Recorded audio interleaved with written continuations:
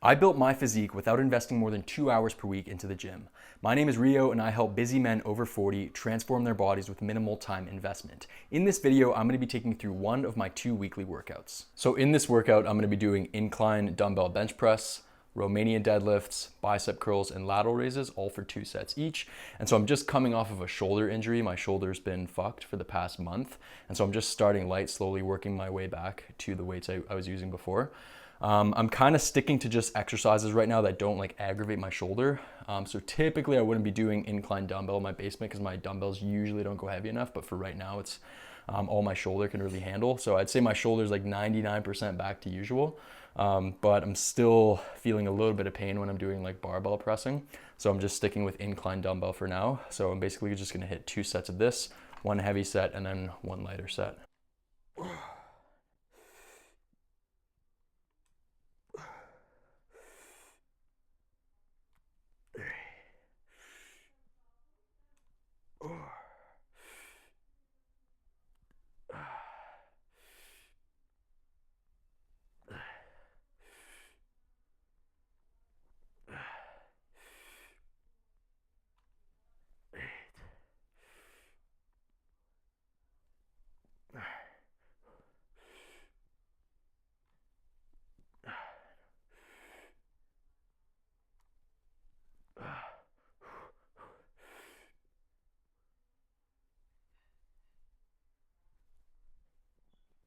So really important tip with incline dumbbell pressing or pretty much any dumbbell press is that you always want to make sure you're doing the full range of motion. And so it's funny, the only benefit of actually doing dumbbells over a barbell is to get that extra few inches of stretch at the bottom of the movement, right? But most guys, what they do is that they use weights that are way too heavy for them and they bring the dumbbells to 90 degrees.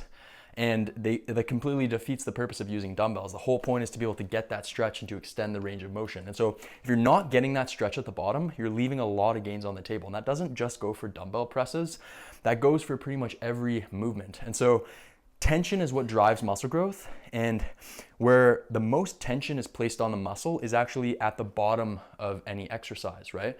So a lot of guys, they'll leave that last 3 inches on the bench press, for example, or if they're doing seated dumbbell overhead press, they won't bring the dumbbells all the way down to their shoulders. On squats, most guys won't squat ass to grass, and it's those last few inches that really count. Yeah, so always make sure you're doing the full range of motion. So now I'm going down to 55s. And so this is what I call the Polarity training style. And it's basically where you warm up to one heavy top set, usually for around 6 to 8 reps or 8 to 10 reps.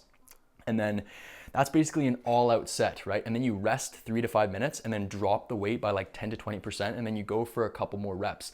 And the reason why I do that is because usually if you're pushing that first set to the bleeding edge, you're usually not going to be able to replicate it for a second set. And so therefore it makes sense to take a little bit of weight off the bar or reduce the weight in general by about 10 to 20%, and then go for a couple more reps. It also allows you to hit a little bit of a wider spectrum of rep ranges, which I think is beneficial for muscle growth. And yeah, that's basically my favorite way to train. So you can give that a shot. I prefer it most of the time to doing just ordinary straight sets. So now I'm gonna try and get like 10 to 12 reps with these 55-pound dumbbells.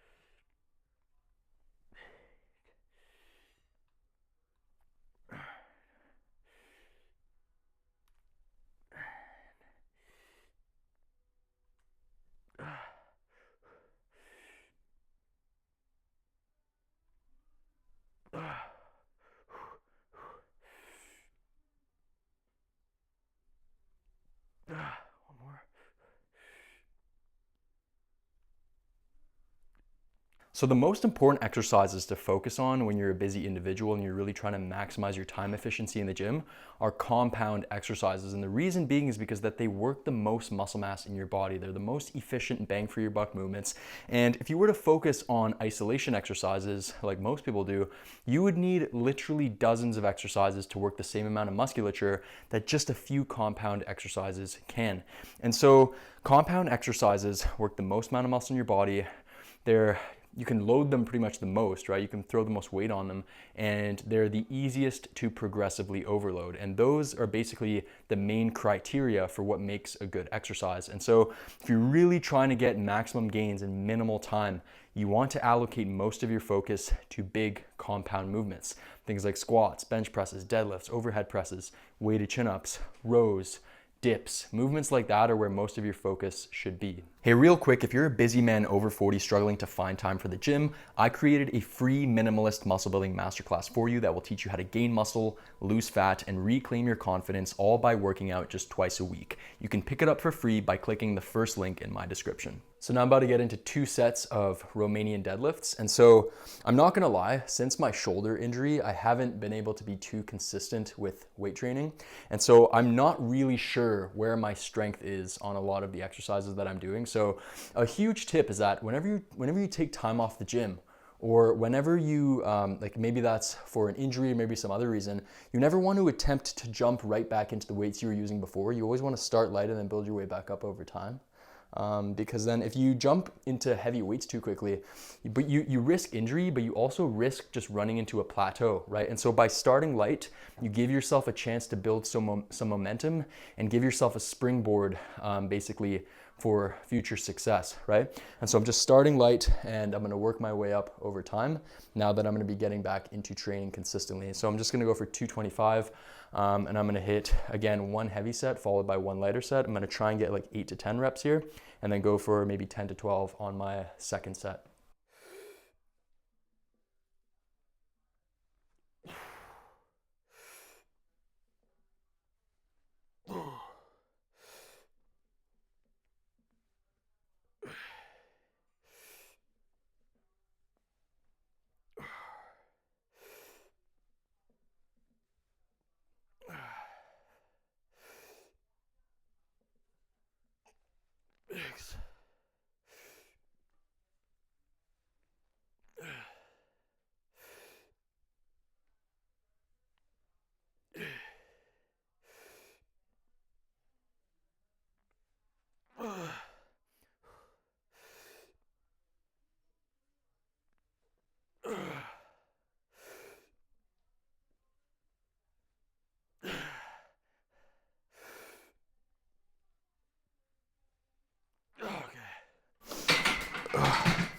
All right, so I got 12 reps there.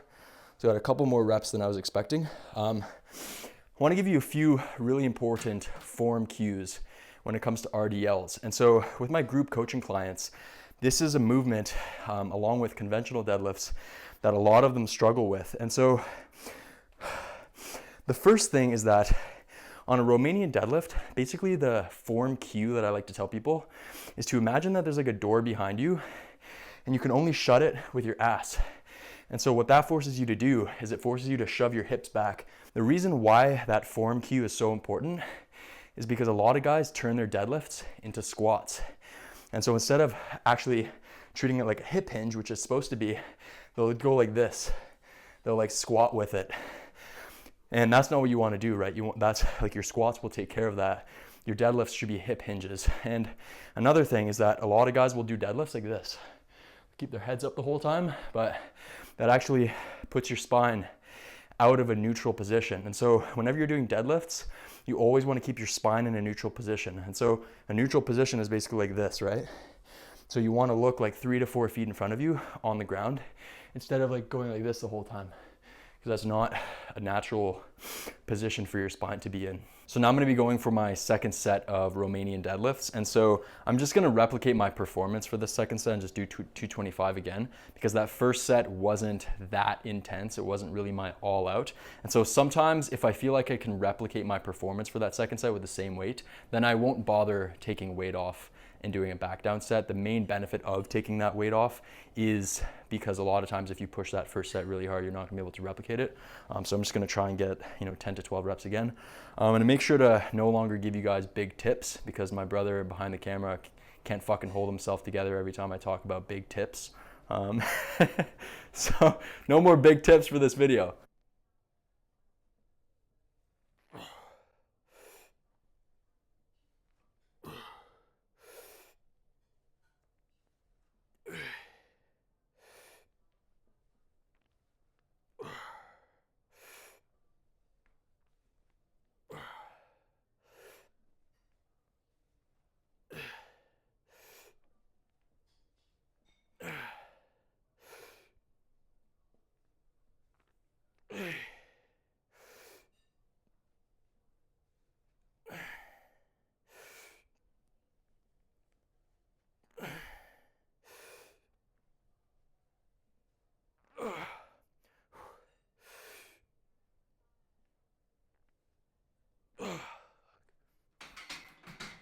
So we got 12 reps there.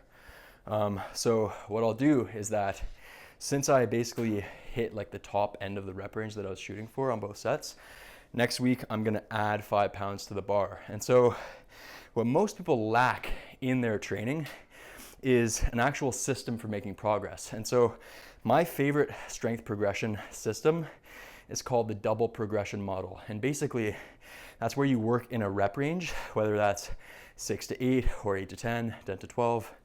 And let's say you're doing 225, you're working in a 6 to 8 rep range, right? The first workout, you're gonna try and go for 6. And then on the next workout, you're gonna try and go for 7 and add a rep. And then on the following workout, you're gonna try and get 8. And then once you hit 8 reps with 225, you've hit the top end of the rep range, then you're gonna add 5 pounds. And then in the workout after that, you're gonna then drop down to 6 reps again. And that's called the double progression model, and it's super effective. So most people, when they go to the gym, they go to the gym without a plan, right? They do a random selection of exercises, they do it in a random order, they do it differently week by week, and they basically just go based off of feel. But the thing is that building a great physique is about progression. How you feel doesn't really fucking matter, right? Like adding weight to the bar, progressing is not comfortable. And so you need those sort of concrete reference points, and you need a system in place to guide that progress over time. And I strongly recommend using the double progression model because especially like at the beginning of your training, you can just continuously add 5 pounds to the bar every week. But at a certain point that gets really difficult, and it's better to focus on adding like 1 rep at a time and then adding some weight and then following that double progression system. So now I'm gonna finish off my workout with 2 isolation exercises. So I'm basically gonna superset some barbell curls with some lateral raises. And so you'll notice that I do my compound exercises first. And like I said earlier in the video, it's really important to prioritize the big compound movements. When it comes to programming a workout routine, you always wanna start with the biggest and most effective exercises first, AKA the compound exercises, and then finish off with the isolation movements, because the isolation exercises are really just the icing on top of the cake. They're just there to basically plug the gaps left by the compound movements. And so in my community, a question that I often get asked is like, how do you know which isolation exercises to pick? And the way you choose the right isolation exercises for you is simply to look at what is the gap that's being left by the compound movements. What are your weak points? What's lagging behind? And I'll preface by saying that most people are just an overall weak point, right? I often say that to guys who are like, oh, like they're fucking stressing over which isolation exercises to pick. I'm like, bro, just get your compound lift stronger. Like if you get your squat, your bench press, your deadlift, your overhead press, your weighted chin up stronger, you're probably not gonna have many weak points, right? That's the reality. And so many people place way too much focus on isolation exercises, but they are important still, right? But it's important to understand that they're just the icing on top of the cake. You just wanna allocate some work to the smaller muscle groups that don't get hit as hard through the compound exercises. And so for me personally, a couple isolation exercises I always like to have in my routine are bicep curls and lateral raises, which is exactly what I'm gonna be doing now. But you may have other weak points that are created, right, due to your own individual body structure and your leverages and whatnot. So you just have to select them accordingly, but just make sure that you're not just populating your entire workout program with tons of isolation exercises. They're really, like, you don't need many of them, right? So basically, a really effective strategy to shave some time off of your workouts is to superset exercises together. So I don't usually recommend doing that for compound movements just because they're so strenuous. But for the smaller isolation exercises at the end of your workout, you can basically just superset them to save time. And so supersetting is basically where you hit one set of an exercise and then you immediately follow it up with another set of a different exercise. And the key to making supersets work is to make sure that the muscles involved do not overlap, right? And so you don't want to go from doing like what's an example? You don't want to go from doing like a row to a bicep curl, right? Because the biceps are going to be involved in both of those movements. But going from a bicep curl to a lateral raise, none of the muscles overlap. And so I can simply just superset them and save some time in my workout. So I'm going to be going for 2 sets of like 10 to 12 reps with these. And then I'm going to follow that up with 2 sets of like 15 to 20 on lateral raises.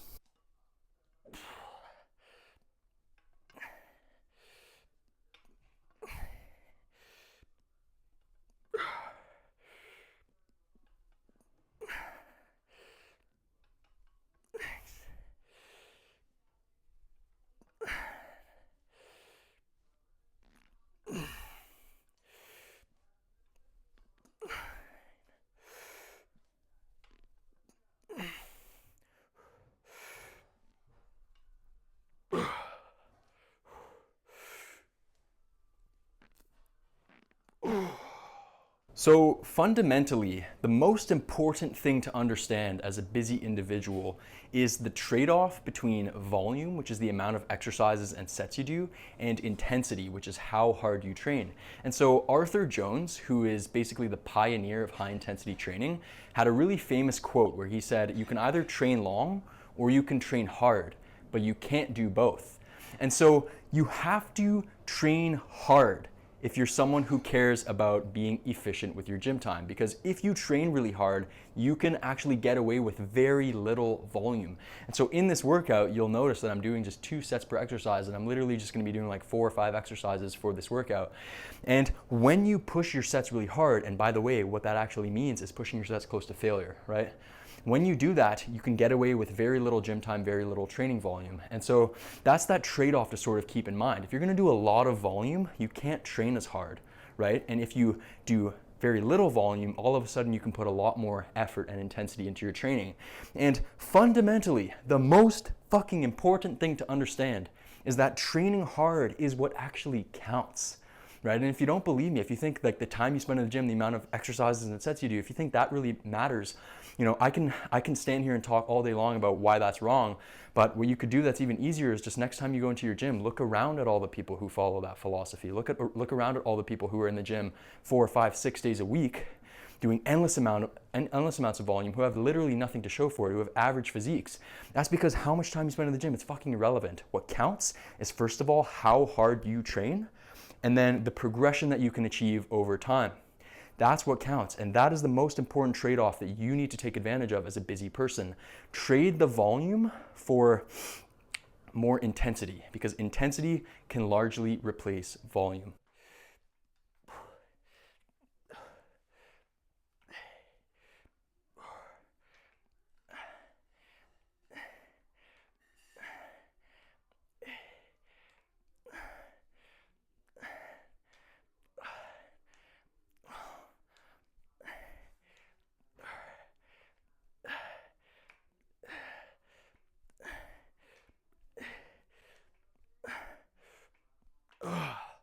All right, so a couple important form cues for both bicep curls and lateral raises is on barbell curls, or any bicep curl for that matter.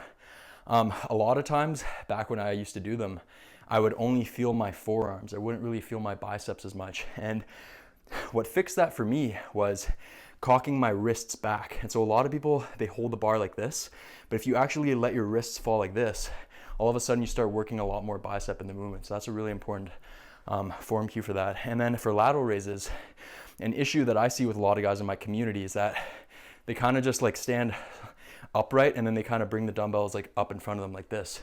And so to really work the side delts as much as possible, you want to do a slight lean forward. And what that does is it takes your traps out of the equation, and it also allows you to do a bit of a greater range of motion.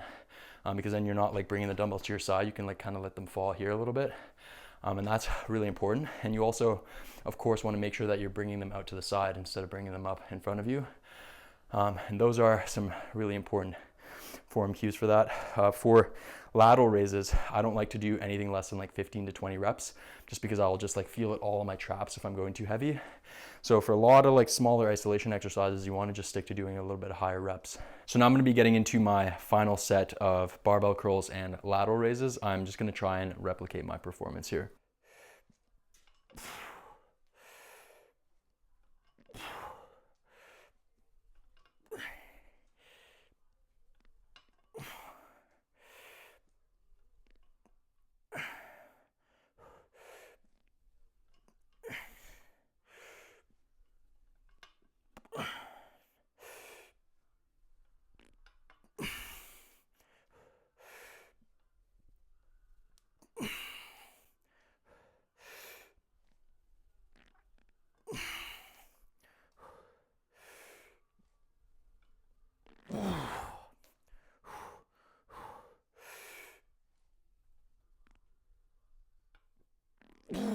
So I got 2 sets of 12 reps on the barbell curls. So next week, what I'll do is I'll add a little bit of weight. And so on isolation exercises, sometimes I like to use micro plates instead, right? Because generally the smaller the movement, the less strength potential it has, and the slower it's going to be to progress. And that's something you have to keep in mind as well with isolation exercises, is that, again, they're just the icing on top of the cake. They're just there to get some extra work into the smaller muscle groups.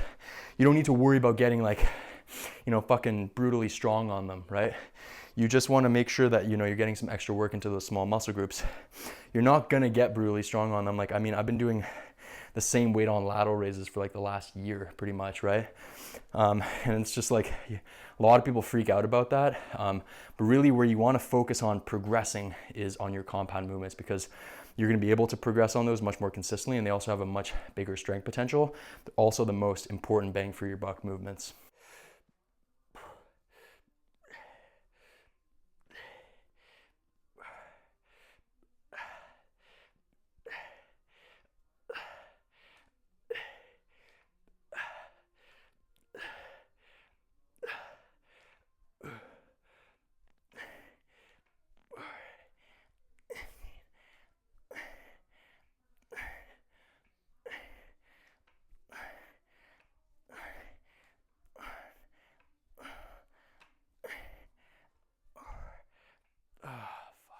So you might be wondering, like, Rio, how is it possible to build a great physique working out just like twice a week? Well, the truth is, guys, most people don't give their bodies enough time to actually recover and grow from their workouts. And that's why most people are in basically a constant state of stagnation and overtraining. Most people do way too much. They carry that more is better mentality that is so prevalent in our society into weight training. But the truth is that due to how strenuous weight training is and our body's limited ability to recover, more is not better, less is more. And so when you're taking steroids and when you're a bodybuilder, yeah, like more is better, right? Because bodybuilders are taking steroids, and steroids give you insane recovery abilities to where you can recover from insanely high volumes of training. You can train every single day. But when you're not taking drugs, you can't get away with that much training, right? If you're gonna make consistent progress, which is the name of the game, you need to step into every single workout fully fresh and fully recovered.